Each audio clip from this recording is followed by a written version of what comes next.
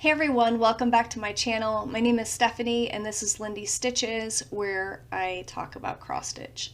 I design under the name Lindy Stitches, and if you'd like to see my work, my website is lindystitches.com.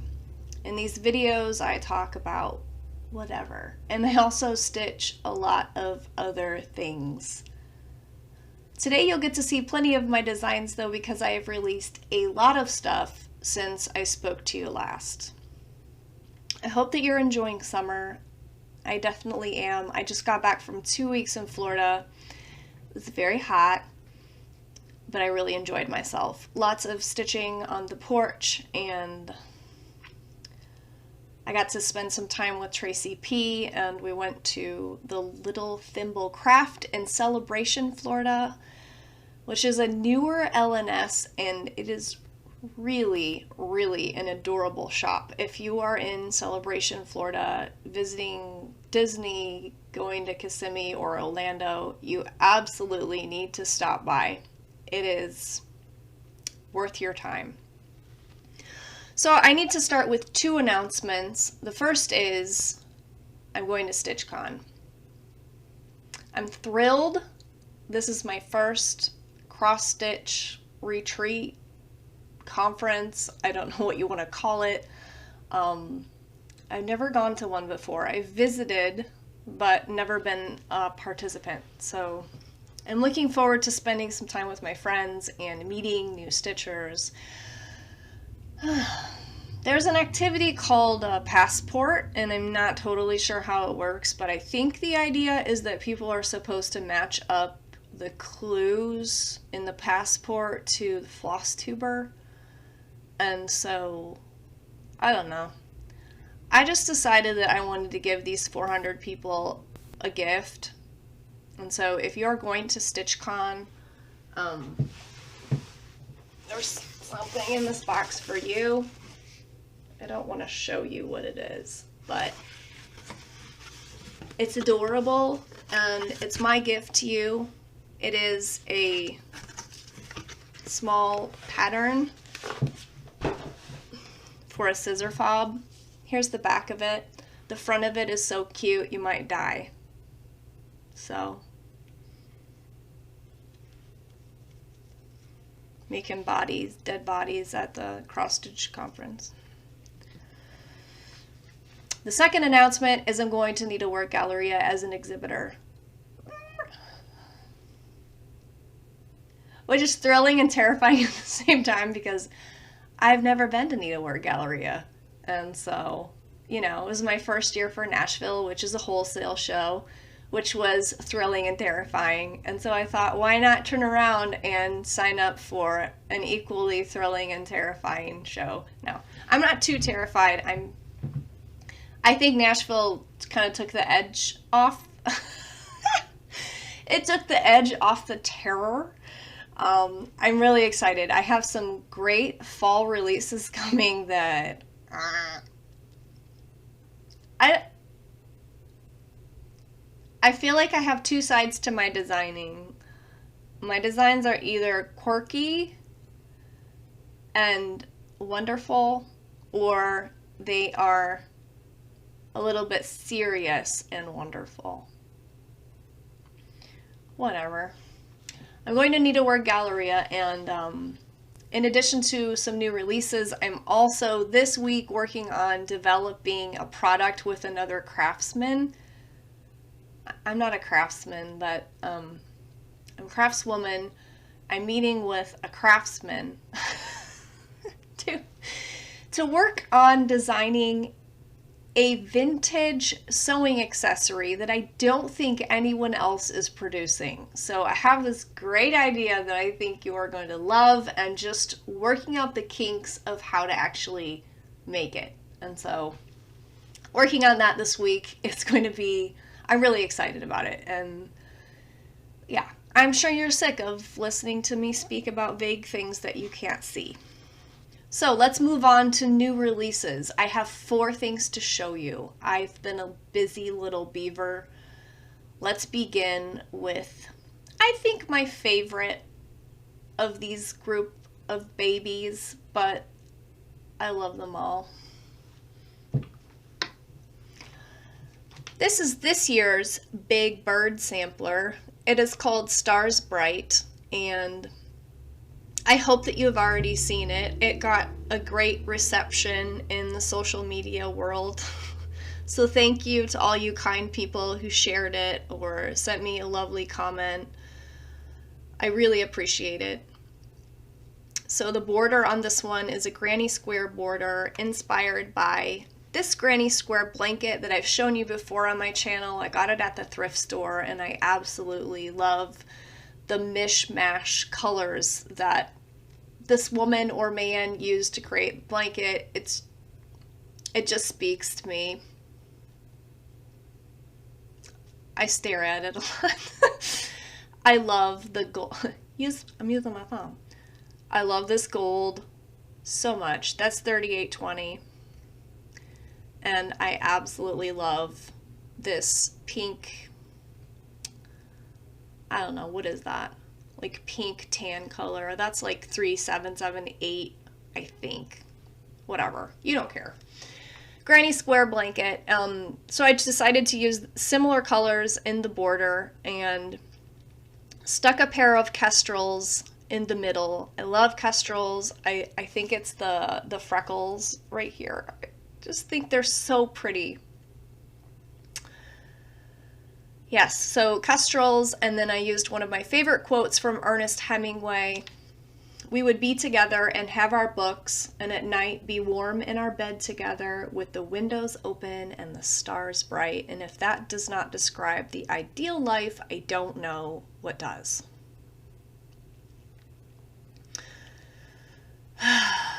Okay, yeah, so this is Stars Bright. In the pattern, I went ahead and here's what the cover looks like.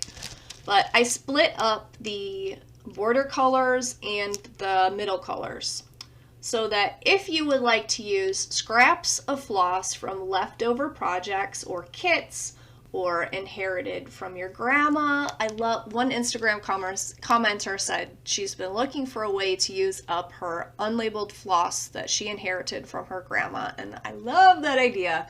I love that idea. And we all have floss like that, do we not? I mean, what, there's some just end up with floss, you're like, what do I do with this? If you're like me, I'm super conservative when I start a project where, unless it's a tiny requirement for the floss, I feel nervous using a skein that I've already broken into if it's an over dye. Because I get nervous that I'm going to run out and there's going to be color issues or the color's been discontinued or so I have a lot of like skeins of over dyed floss that I don't feel comfortable using. So yeah, if you're in that situation and you'd like a scrappy look to your sampler, I think that this would be a great project. I know a lot of people don't like stitching repetitive borders, but if you're a person that really loves color and you like seeing how different colors play together, I think this is really fun. This was stitched by my model stitcher, Chris Canaday. She does have the fastest needle in the Midwest, and I really appreciate her. This is 32 count Picture This Plus Mint, and it's stitched 2/2. I really think that you could get away with a complete DMC conversion on this, which I do provide in the pattern. But I don't know, a few of these over dyes in the birds turn out really nicely. So that is Stars Bright sampler. Yay. The next two I have to show you are both patriotic and they came out together. One is Quirky Worky and one is Sweet and Serious. And I can't pick a favorite. So here's a stitch for Sweet Freedom. This one began with my desire to design a girl with an awesome skirt and then kind of went from there. So she's holding a draped flag and she is not white because I lament the lack of diversity in cross stitch, and I wrote this poem myself. It says a stitch for sweet freedom and one for being kind, two more for diversity, the last for a humble mind. And that is what I want to see in my country and the people around me and in myself. This one is stitched on 32 count. Picture this plus sterling. Lovely, lovely color. I love Picture This Plus so much. Really, every time I use their fabric, I'm like, nope, this one's my favorite. Nope, this one's my favorite. This one's my favorite. Sterling is a beautiful muted green. It looks a little bit blue, but it's really a green. And I just want to brag on myself a little bit here, which I try not to do, but I work hard to get my pictures to look realistic and the colors to come out right, and I think I nailed it. Sometimes that means me fiddling back and forth with a printer. I have a printer do my covers for me, so you know, screens, I mean, I don't need to tell you, you all have done, I'm sure, enough photography to know that different printers print out different color balances, your screen might not match what prints out, etc., etc. But if you order a physical copy of my pattern, I try my best to make the picture match at least my model. Now, of course, your sterling might not look like my sterling, but in general, yeah, I try hard to get my pictures right. So, A Stitch for Sweet Freedom uses just a handful of overdyes. I do give you a DMC conversion. I think you could get away from just buying 3 of the overdyes. Sky is this main color in her skirt. Classic, that's by Weeks Dye Works. Her shirt is Classic Color Works Cherry Cobbler, which is a beautiful red. And the overdyes are really fun to see when you do the satin stitch on these spools. And then this gold. I love Weeks Dye Works Whiskey as a gold. If you're looking for a good gold that does not read yellow, I know gold is technically a yellow, but I think gold floss is hard to find. When you're not going metallic, you just want a gold colored floss. I love Whiskey by Weeks Dye Works. That does not read yellow, it reads 100% gold. So yeah. Anything else to say about this? Her skin tone is only one color, and so if you want to darken her or lighten her, it wouldn't be hard. That's A Stitch for Sweet Freedom.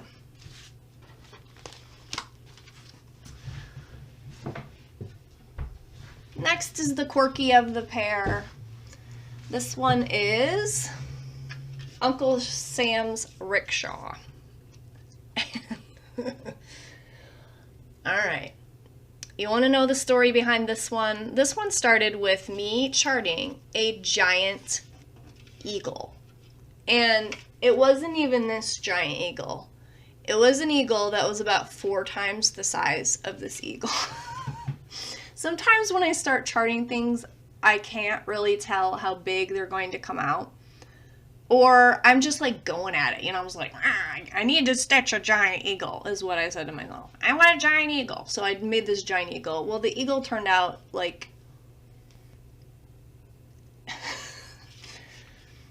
I was like, what?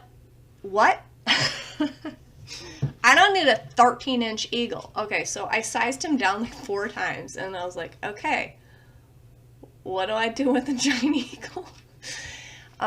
Well, I decided to make Uncle Sam pull this family of eagles in his rickshaw. One of my best friends was like, you know, rickshaws are not American. I'm like, I know. I don't care. This is what I want to see going around town. Am I right? And I don't know that my camera will focus, but the babies are all done in Whisper, and so does anyone else pet their projects? Because I do. They are really cute. They are really cute. I guess I could have done his beard in Whisper too, but I didn't.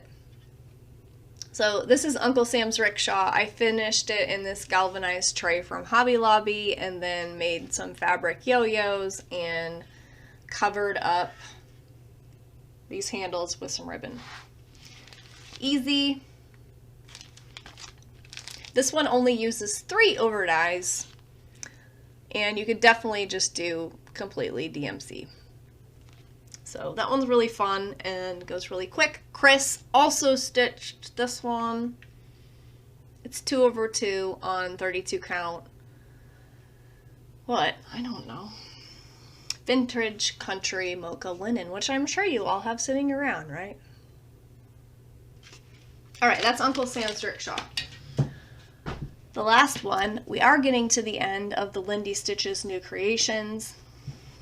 I just posted a picture of my pile on Instagram, like, look how big my pile is that I need to put on my Flosstube video, and I received a lot of messages about this project. This one is called Cut Your Thistles, and if you remember, I'm doing a Old Weather Proverbs series in Punch Needle and Primitive Stitcher magazine. I should have grabbed the other one. Let me go do that. So yeah, remember I'm doing the weather proverbs. So this is the summer. This is in the summer issue of Punch Needle and Primitive Stitcher. It says, cut your thistles before St. John, or you will have 2 instead of 1. St. John, in case you don't know, because I don't know, is June 24th. I thought this was just a cute proverb. Here was my first one. So there's going to be 4 in total. This is pretty self-explanatory. Thistles, bees, scissors, and baby thistles growing, because that's what happens if you don't cut your thistles down before St. John. I was looking up what this proverb meant. I mean, the meaning is obvious, but I don't know a lot about gardening and plants, and thistles are a weed, and if you don't cut them off, they repopulate and grow babies, obviously. But what I found interesting was that in the olden days, poor people used to gather thistle down for stuffing in pillows. That's fascinating. They must have had a lot of thistles. So if you don't have enough of your sawdust, polyfill, or walnut shells, maybe you could go outside and find some thistles. Though that would be a painful gathering, wouldn't it? All right, those patterns will be in my shop, but they won't be in my shop until next year. So if you'd like that pattern, you'd have to get a copy of the magazine. All right, I'm dying to show you my whips. I want to show you the most exciting and what I've made the most progress on through the month of May. I decided I wanted to sort of participate in Stitch Mania, only I made up my own version. So maybe this could be the Lindy Stitches version. I wanted to make some progress on Bag Ladies. This is an old kit by Sunset that I've been working on. I started this last Stitch Mania, which I think was the connection in my brain. Here are rings from all the drinks that I've had while I stitched Bag Ladies. You can still find this on eBay for $10. Just saying. So last year I managed, let's begin that again. All I had when May came around this year was this cat and this cat.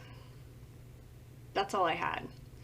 And it frustrated me that I have this was turning 1 year old and I only had 2 cats done. Like, that's very minimal progress on this project. So I decided this was going to be my focus piece. And what I decided I was going to do was I wanted to accomplish 1 cat for every week in May. So that was 5 cats. So on Sunday, I had to start a cat in a bag. And if I bagged a cat that week, then if I wanted to, I could start something new. But if Sunday came around again, I had to start on another cat. That's a good idea, right? Pick something that you want to see serious progress on, cut it up into chunks, and if you make your chunk, you can have a new start. I managed to bag 5 cats and 1 cat out of the bag. You can see this black cat is technically not bagged. So here I am. Here I am on bag, ladies. Doesn't it look great? I love it. I have not backstitched anything but their eyes. And that's because there's lines in their eyes that are 2 strands, so I just kind of traveled over and did their eyes. But I don't mind backstitching, and so backstitching at the end, for this project at least, doesn't bother me much. Obviously there's only backstitching around the cats and the edges of the bags, so it's not a ton of backstitching. I was thinking about leaving the background color out. But I decided to go ahead and do it, and it's not bad. I'm kind of winging it. I'm not counting out all those stitches. You can see I picked a different fabric, so I had to pick my own shading color for the top, but anyway, I'm just generally winging it, sort of, with the pattern on the top because it doesn't matter. But it does take time, and I really thought at the end of May, like through Cat 4, I was like, I'm just going to go ahead and finish this whole thing. Because I was excited and it looks so good. But by the time I had finished my 5th cat, which was this one, I was just like, you know what? I'm done. So, there you go. I like anticipating finishes anyway. I like having projects at this point where it's like right before that was the dumbest. That was a really dumb face, but it's right before the, rush to the end. And put it away and save that rush to the end for another day. Because I know I'm going to finish it. This goes pretty quick. I mean, you can see that each bag is a lot of stitching, but all the bags are half stitch, and they're only 3 colors, and so you get that first color in and it takes you a while. The second color takes you not as long, and then the third color is just like fill. And of course the cat heads are not very big. So yeah, this is a quick project. I don't know why you all have not bought all the copies of Bag Ladies. You should. Next I'll show you my Long Dog sampler piece. This is L'Abri di Noël, translated into English as Noah's Tree. This is what it looks like. I have an official copy. I feel like I have to say that every time I show this project. I have an official copy of the pattern. Yes, this cover is photocopied, but the pattern's legit. Alright, so I finished the top half. Yay! And I'm working my way down. Doesn't it look great? I think it looks so great. This is 32 count Abyss by Hand Dyed Fabrics by Stephanie and Ecru DMC, and looks like I'm wearing this. Okay, weird.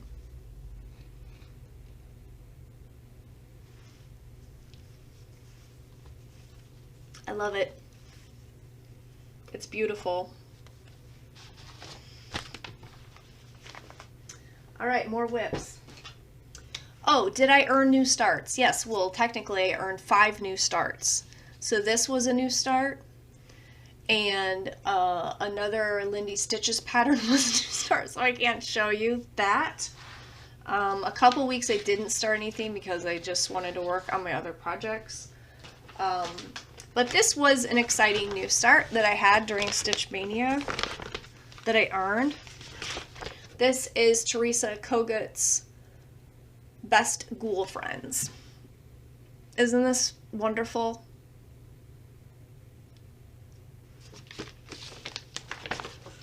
So I had some 32 count even weave that I had dyed for a previous project that I didn't end up using. I didn't like how it looked with that project. And I think it's perfect for this one. So here's where I am.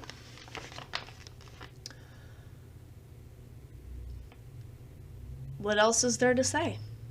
This is going to be the perfect retreat project, so I'm just going to do some outlining and then I'm going to do filling so that I can just chat while I stitch, and I think this is really cute. This will be a great project for using up, like, you know, those seriously variegated flosses that you're like, what do I do with this? Not that I picked any of those. This one's pretty variegated, but I'm talking about the, you know, the floss that goes like green, pink, purple, hot orange. Anyway, that's Best Ghoulfriends. I'm feeling a little lost. What's next?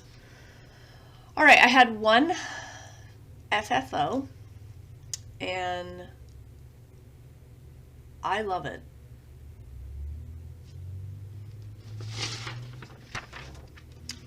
I finished my Bouquet 1813 kit by Samplers Not Forgotten. This was a release in Nashville this year, 2019.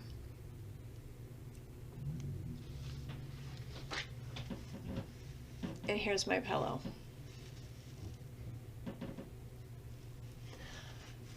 I need to stop making this face.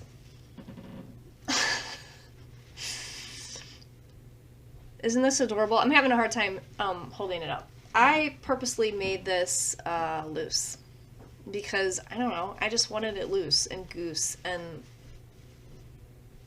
it's lovely. So in the kit you get the floss, the fabric, the backing fabric. This was my addition. And you also get the ribbon.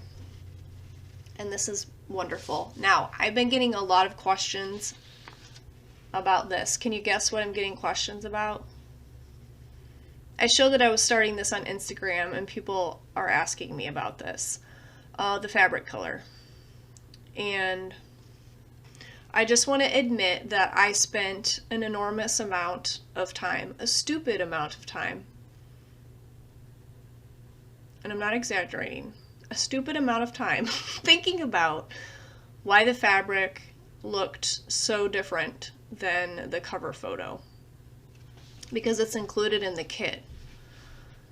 And after lots of contemplation and meditation and overthinking, I have come to the conclusion that the photo is just blown out, because even some of the colors of the floss, if you compare it to the photo, it just looks overexposed. So go ahead, do it on the kit fabric. I think it looks really beautiful. I will say that if you look at this in low lighting, some of the colors, like this yellow, you can't see very well. It kind of fades into the fabric. But I think it's gorgeous if you finish it as is. If you want more of this look, obviously you can just pick a lighter fabric. I think it needs done on linen though. I don't know why I say that, but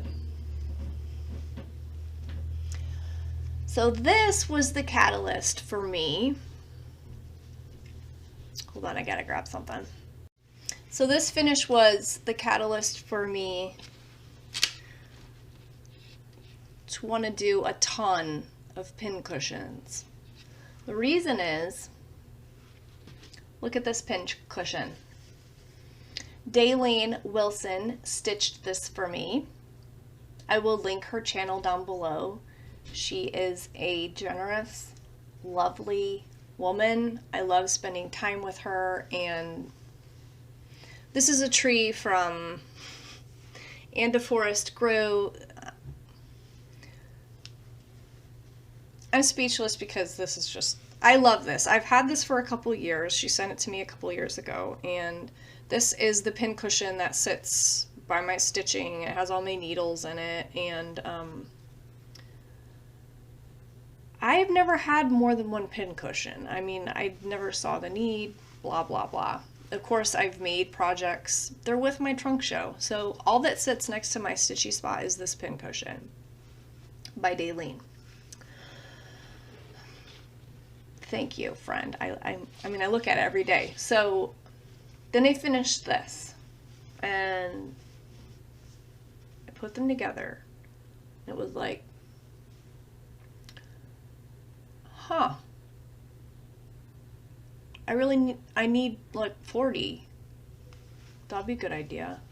I think it's something tactile that pleases me. It's the crushed walnut shells, and it's how they feel.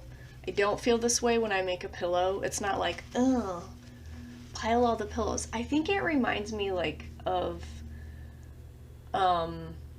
if anyone else was in elementary school in the late 80s, early 90s,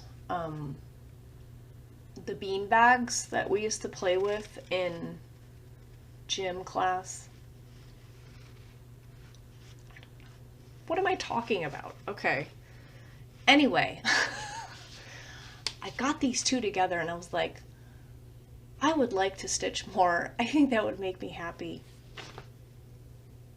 And so I'm going to show you what I would like to start.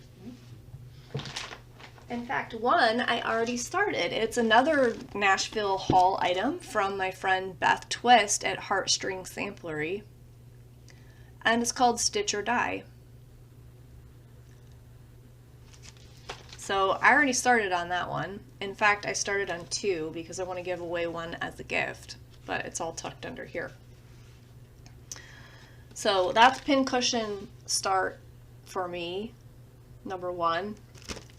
I earned all these starts, right? I earned all these starts in the random weird idea I came up with. Okay, start number two. I don't know why, but this one's been on my mind. Shamrock Bunnies by Lucy Beam. I want to do this one. And the fabric I pulled is Legacy by Picture This Plus. I think that's gonna look perfect. So that's gonna be my other pin cushion. My third pin cushion is also Lucy Beam, aka Becky Noland, aka Woman of My Heart. She speaks my language with her patterns. One-Eyed Jack. And I think this is going to be my foray into 40 count. I'm really not optimistic about a 40 count stitcher, being a 40 count stitcher. This is Velt by Picture This Plus.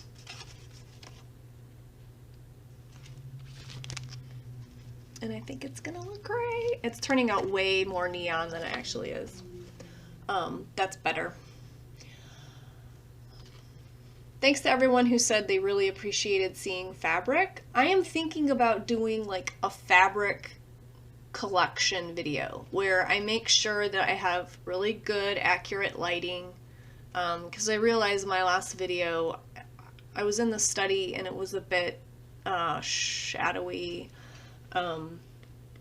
Would you be interested in that? I would love to hear down below if that would be useful to you. Not, you don't have to watch it, but I currently think I have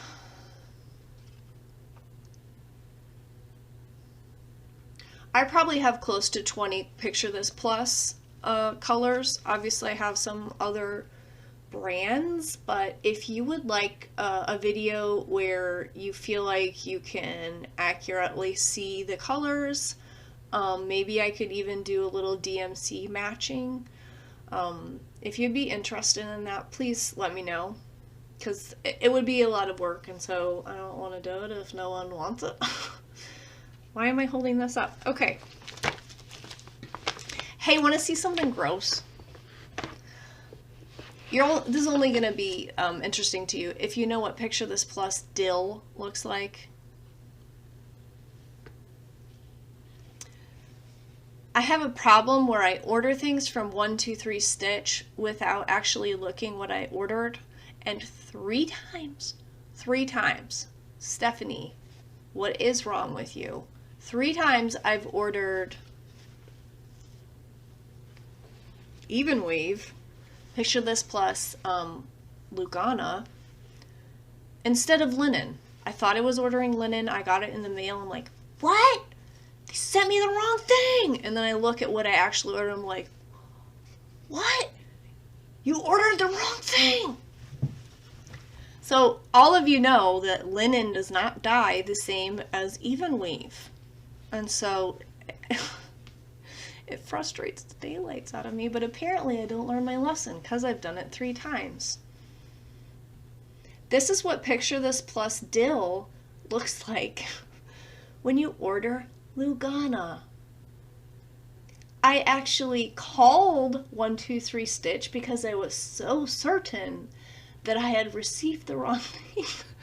I was like, I think this is mislabeled. It's a really ugly orange color and it's labeled as dill. And the lady went back, and 10 minutes later she came and answered the phone again. She's like, I'm sorry, but that's what that looks like when you order even weave. I was like, oh, thank you. Bye. Here's the plan for the rest of the video. I have one new pattern I would like to show you that I acquired. I have a list of things that I'm into. So if you'd just like to be here for the needlework, that is where I'm going to transition and do some chattiness. The last thing I'm going to do is read you a poem. And the very last thing I'm going to do is do a small giveaway. So, ready? Okay, here it is. The pattern I just could not stand to not have in my collection is the Blue Flowers, A Greyhound Year. This was designed by my friend Janine McGowan, and I made that face again. Okay. This is adorable, and I love it.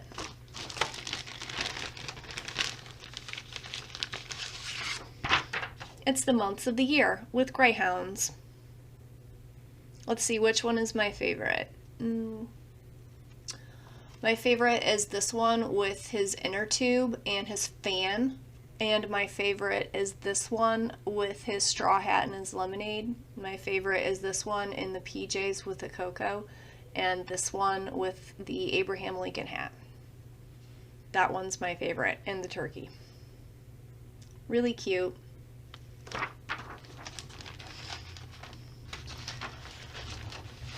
Okay, what did I say I was going to do next?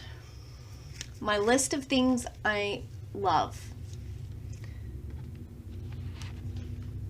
Some of these things you can buy, but most of these things you can't. Number 1, doing handstands in the pool. Why doesn't everyone do this? The pool is the only place that you can act like you're a gymnast, and there's no physical repercussions. I love doing acrobatics in the pool. When I was 12, I would do them and then do the the please judge me arms that gymnasts do. I don't do those anymore because I figure a middle-aged woman doing pool handstands is probably absurd enough.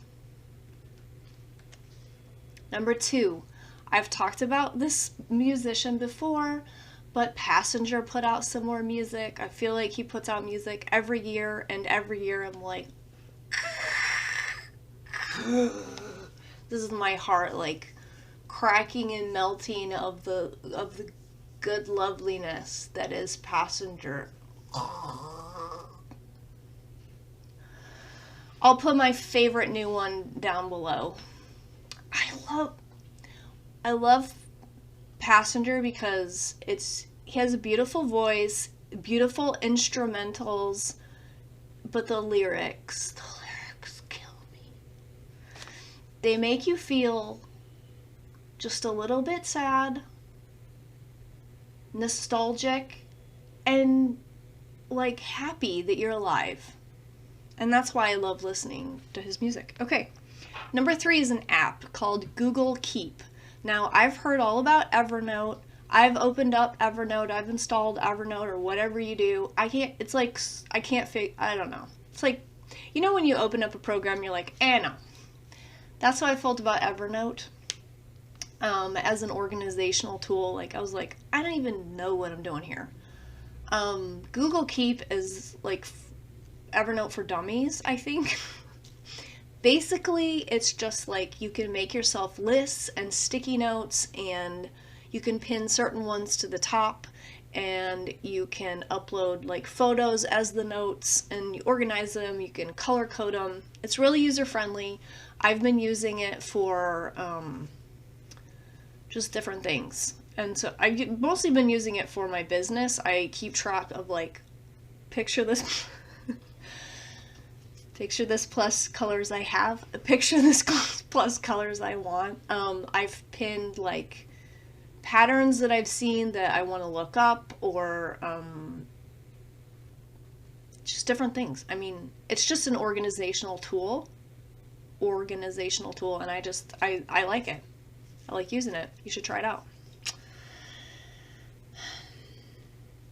It's just hard, like I like keeping track of things. Not to the extent of I have 18 notebooks and I'm like writing down everything I do, but I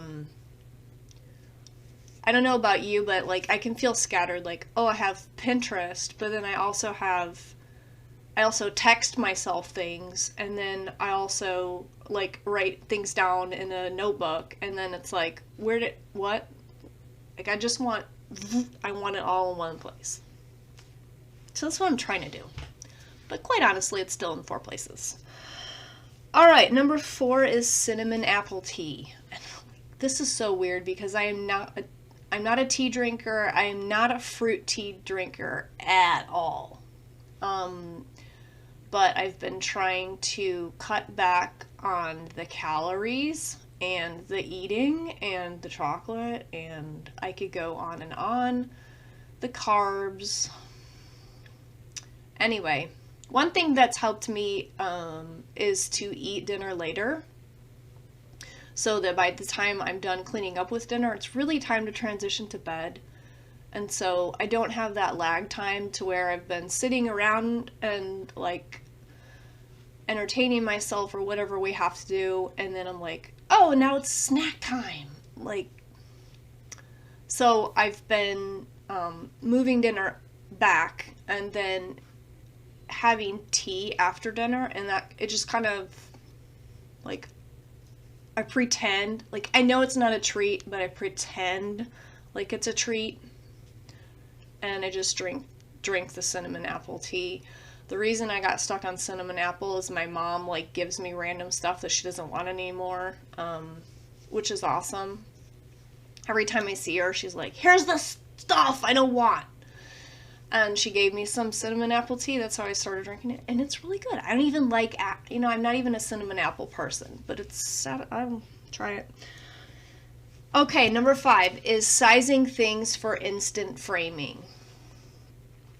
I used to do this when I first started designing, and I would love your thoughts on this as well. So I used to purposely size things so that you could frame it, like in a frame, a typical, at least an American frame size. So it like, okay, this has got to be fitting in a 4x6. This one's got to be fitting in a 5x7, 8x10. You get the point. I got away from that last year when I started to just kind of branch out into my designing. I was like, forget all restraints, just do some awesome stuff. And I did that. Now I'm coming back to, you know what?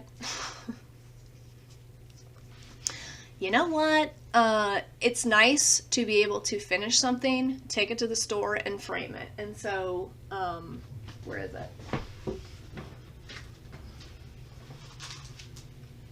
This fits in an 8x10. Now, I know that people will change, I wonder if you did it on a 14 or 28 count, if it would fit. I'm not sure. If you did it smaller, maybe there'd be too much space.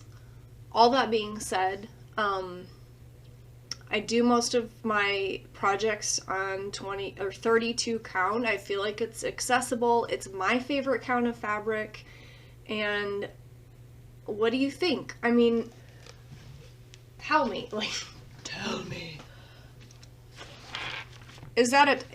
Do you even think about that? Because I've started thinking about that more. And even with my best Ghoulfriends right here, before I even started stitching, I'm so awkward today. Before I even started stitching, I made sure that this was going to fit in an 8x10.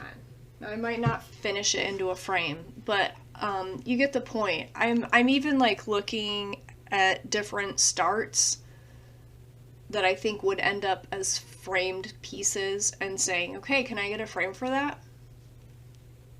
How do I size it so that I can put it in an instant frame? So my question for you is that like a turn... I was going to use the word turn on. That's not like technically the right word. I am searching for something. So anyway, in the back of my pattern for Stitch for Sweet Freedom, I just wrote like, fits in an 8x10 frame. Is that a turn on for you?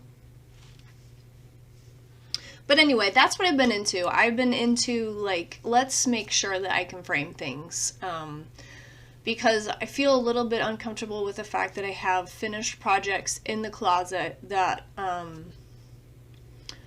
they need custom framed, and it's a bit frustrating. Like, I've gotten to the point in my stitching of like, I don't want to add to that pile of things in the closet. So anyway, I don't know. Does anyone else do this? Like, you look at the project, you're like, okay, how's that going to fit in a frame? Because I want to just be able to finish it. I want to be able to enjoy it, and I don't want it in the closet. Anyway, I know not everyone like thinks that far ahead of like that. You just enjoy the process, and that's great. And I wish I was more like that. Thing number 6. This is a total like veer. This is a very random list. Thing number 6 is my son's dreadlocks. In February, we, like everyone else in the world, it must have been in January because the entire nation of America was watching Tidying Up by Marie Kondo, a series on Netflix about cleaning your house. Wasn't that funny? So we watched, I think it's the first episode, maybe not, but she helps this African-American family, and the woman is a hairdresser, and I was sitting and watching it with my son, and my son is Ethiopian, if you don't know that. The man on the show had the most beautiful head of dreadlocks. They looked hot, okay? They looked sharp. I mean, it was like, wow, his hair looks good. And I turned to my son, I said, you see his hair? He's like, yeah, that looks awesome. So a month or so later, I took him to a woman who works out of her home. She's an immigrant from Togo, and it was a very painful, awful nightmare process in which he cried, I cried. We won't focus on that part, but he got his starter locks put in, and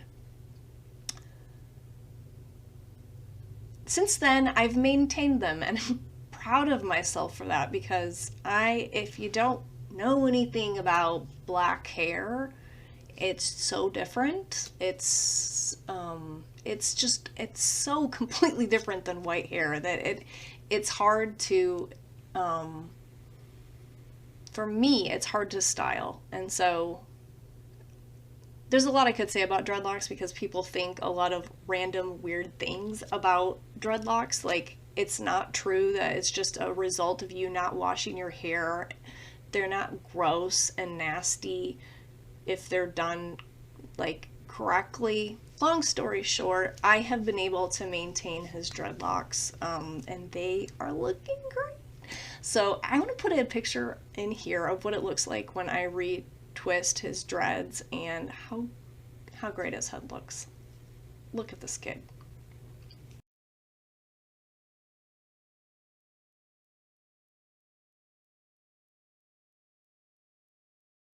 Right? They're gonna look great. Okay, the next thing, number 7, is a TV show that I would recommend. This one is on Amazon Prime, and it is called A Bit of Fry and Laurie. Stephen Fry and Hugh Laurie. If you haven't seen them as a comedic pair, you definitely need to check this show out. It's very much along the lines of Monty Python or Saturday Night Live, where they're just doing random skits. They're funny. They make me laugh. I enjoy them together so much, as so many people have. If you have not seen them in the series Jeeves and Wooster, that is here, probably totally plagiarized on YouTube, but that is another hilarious show that they did. I like A Bit of Fry and Laurie because it's just like, if you get to the end of the day, you're tired, you don't want to think, you're stressed out, you just want to unwind and like be entertained.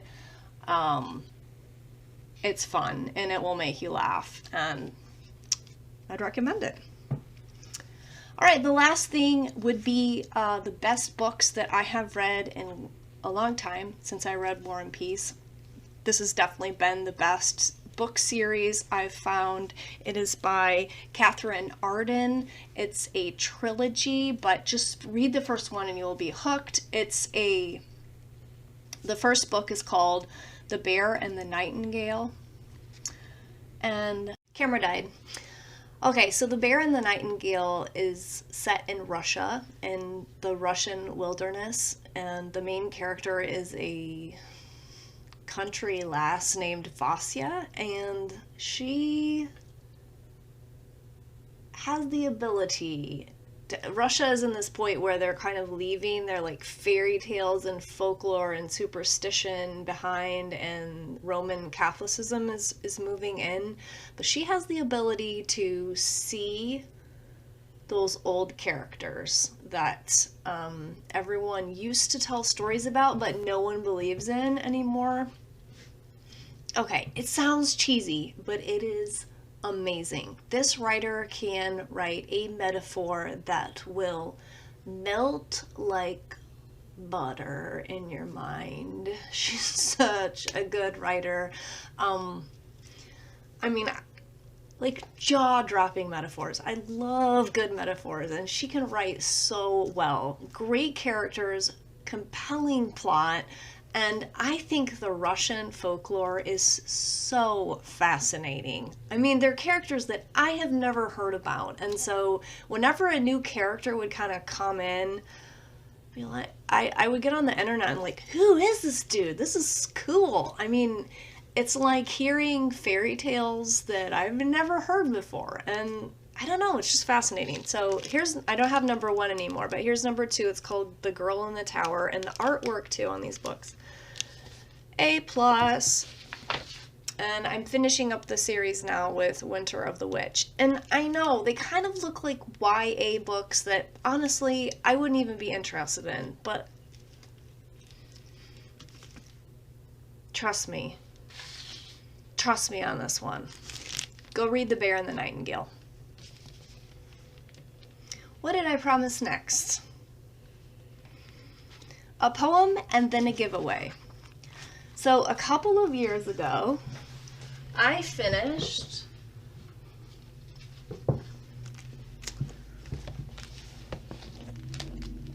The Owl and the Pussycat by Edward Lear. No, I didn't finish. I finished the pattern based on The Owl and the Pussycat by Prairie Schooler from their Fables and Tales pamphlet. Looks like this. Adorable, right?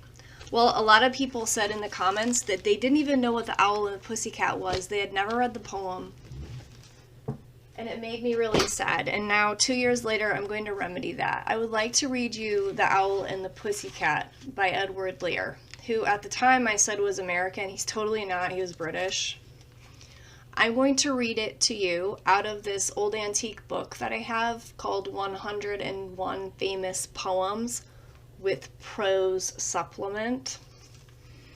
But I love this poem because it has a little picture of the author.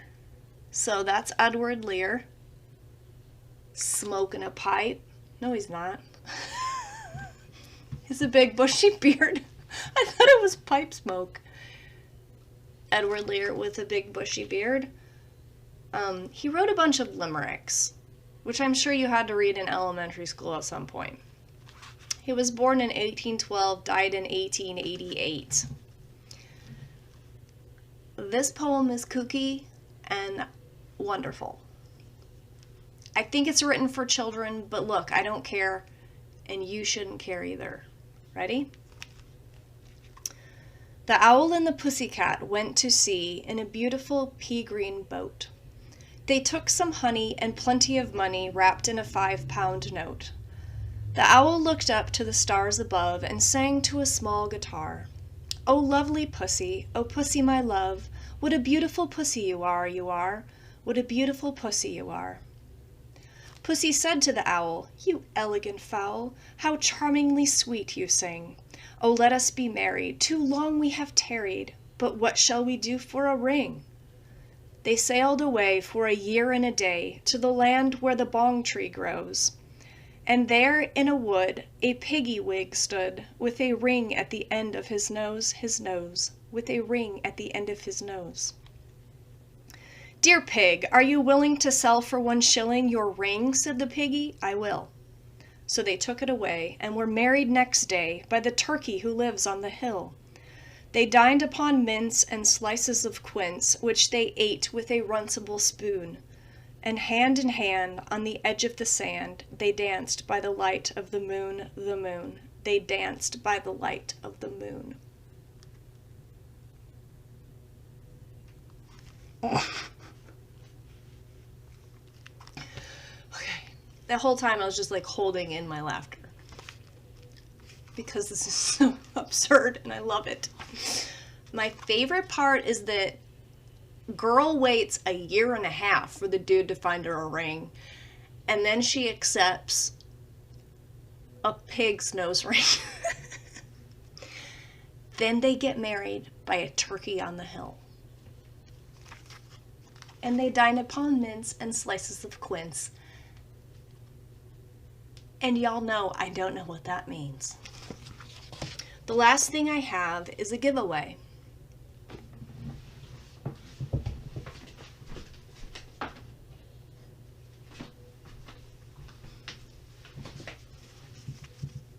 I found these in an antique store. I found 4 of them, but I'm giving away 2 because I have 1 for me and 1 for a friend, and I have 2 extras. They are tiny heads. Okay. Here's what they look like. Aren't they adorable? Okay, all right. Can you tell I love quirky things? Aren't they cute? Look, just, you know, Frankenstein up the back. Why not? Anyway, these will look great in your dough bowls or whatever you display your smalls in. I think they're super cute, and if you would like one, let's talk. So down below, I had 2 things I wanted your feedback on. The first I mentioned but now cannot remember, so I'm going to write it across the screen here. Would love your feedback on that. Number 2 is, remember I talked about framing sizes, and do you think about the framing size when you're starting a project? Do you figure it out? Do you plan it? Does it matter? Is it a turn on to you that I possibly size my patterns so that they'll fit in a frame? Or is it more about the fabric count and the process? I'd love to hear your thoughts about that. If you would like an adorable little Raggedy Ann head, which you can hang. My husband thought I was a total loon. Like, I have 4 of them, and I just hung them in a row. And he's like, what the heck is that? Okay. If you would like a little adorable head, please leave the word on the screen in your comment in any way, shape, or form, and I will know that you want one of these. On July 4th, I will draw 2 names and make you up a little package and send it to you in the mail. So, look, hey, thank you so much for spending time with me today. I really appreciate it. Of all the videos that you could be watching and the ways that you could be entertaining yourself, the company that you could keep, you decided to come and be with me. I find that amazing. So thank you for stopping by. Be well, do good work, and keep in touch. See you later, friends. Hey everybody, welcome back to my channel. My name is Stephanie, and the cat is really gonna do that right now. Oh my gosh. Hey everybody, welcome back to my channel. My name is a ton of things since I spoke to you last, and I want to share them with you with much excitement. My neighbors are scaling the wall in an attempt to break in through a window. Ghetto life. Pitching conference / retreat. My neighbor's legs are sticking out the window. Oh my gosh.